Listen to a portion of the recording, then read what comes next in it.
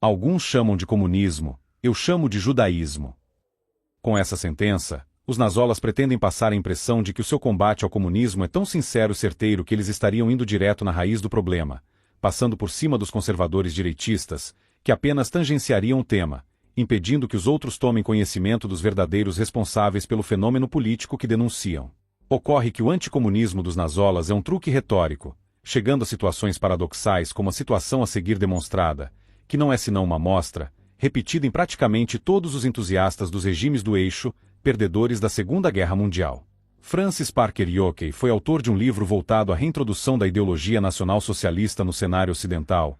Ele chamou seu escrito de o primeiro golpe na gigantesca guerra pela libertação da Europa. Após ter participado dos julgamentos de Nuremberg auxiliando a acusação, Yockey virou a casaca e se tornou um anti-americano inveterado, adotando as posições ideológicas dos réus, como uma estagiária que se apaixona pelo delinquente do presídio ao qual ela deveria apenas fornecer ajuda jurídica, social ou psiquiátrica. Foi uma espécie de Arlequina nazola. Ele encara a derrota do Terceiro Reich como um desastre para a civilização ocidental, tendo que recalcular a situação mundial a partir da nova polarização entre Estados Unidos e União Soviética, apresentando uma alternativa ao homem branco escravizado por grupos parasitas culturais. Quem são os verdadeiros inimigos? Ele aponta o tal do sionismo, identificando os Estados Unidos da América como o poder sionista que articulou pela guerra e que, portanto, precisa ser desafiado por um império ressurgente nas mesmas bases do regime derrotado. As culturas nascem e morrem, mas ele faz uma exceção e trata a cultura do regime derrotado, e suas concepções ideológicas, como algo que pudesse ser revivido. O anti-americanismo cumprirá papel importante nessa empreitada. Ora, se os Estados Unidos representam a base operacional do poder sionista, como resolver essa situação? É aqui que o anticomunismo nazola é revelado em todo o seu esplendor, pois Parker Yockey advoga uma aliança com a União Soviética para combater o seu próprio país. Os nacional-socialistas remanescentes deveriam se unir com os comunistas e esquerdistas em geral para, juntos, formarem uma mistura marrom e vermelha, cuja convergência resultaria na neutralização dos Estados Unidos, principal ponto de apoio daquilo que ele acredita ser a conspiração principal. Como confeccionar uma justificativa para dizer que não tem problema algum apoiar a União Soviética, descredibilizando o potencial de massacre e conquista da Rússia contra as nações europeias e fazendo uma cisão analítica entre o regime da URSS e uma Rússia profunda, que repele tudo que seja ocidental e que, portanto, seria útil de ser mobilizada. Ora, existe um Brasil de Brasília e um Brasil profundo, um Estados Unidos de Washington e outro Estados Unidos profundo, uma França de Paris, outra França profunda, e por aí vai. Todos os regimes políticos, a máquina administrativa por eles dominada, se desenvolvem com certa autonomia do povo que representam. Porque apenas a bipartição entre regime e povo seria levado em consideração no caso soviético? Porque no caso do povo norte-americano, alicerçado numa cultura federalista, de liberdades civis, constitucionalismo sólido e profunda influência bíblica, Yockey não encontraria bases para o socialismo que ele desejava. Com a queda da Alemanha nacional-socialista e da Itália de Mussolini, os socialistas que não eram internacionalistas ficaram órfãos.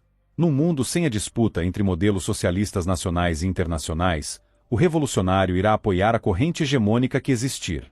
Se houver uma opção entre os regimes do eixo e da internacional, melhor para ele, optará por um dos dois, mas havendo apenas um deles, como no caso da URSS e seus parceiros, não faz mal, será escolhida.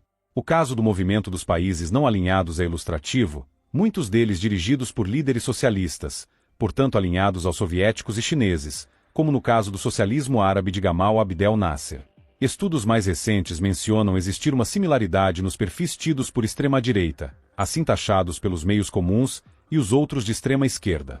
Segundo essas investigações, abre aspas, pessoas com opiniões políticas extremas que favorecem o autoritarismo, estejam elas na extrema-esquerda ou extrema-direita, têm comportamentos e características psicológicas surpreendentemente semelhantes. Thomas Costello, doutorando em psicologia em Emory e primeiro autor do estudo, disse o seguinte: nós descobrimos que a ideologia se torna secundária. Psicologicamente falando, você é um autoritário primeiro, e um ideólogo apenas na medida em que isso serve à estrutura de poder que você apoia. Fecha aspas. Yockey serve de amostra, considerando que as mesmas tensões vivenciadas por ele, no século XX, retornam aos socialistas do século XXI e com os mesmos resultados, o de advogar uma aliança com as potências comunistas anti-ocidentais, embora com novas roupagens. Porém, a cara de pau de Yockey é maior, porque ele não precisou esperar que os comunistas mudassem as suas fachadas para se posicionar favoravelmente a eles, bastou demonstrar um arremedo de pragmatismo antijudaico e o truque estava feito. Encontraremos nas várias correntes socialistas, quase sempre, um componente antijudaico, de maneira que o antissemitismo costumeiramente resulta em socialismo. Mesmo judeus socialistas se dizem eles próprios antisionistas, uma palavra-chave criada para justificar o combate ativo aos judeus politicamente organizados.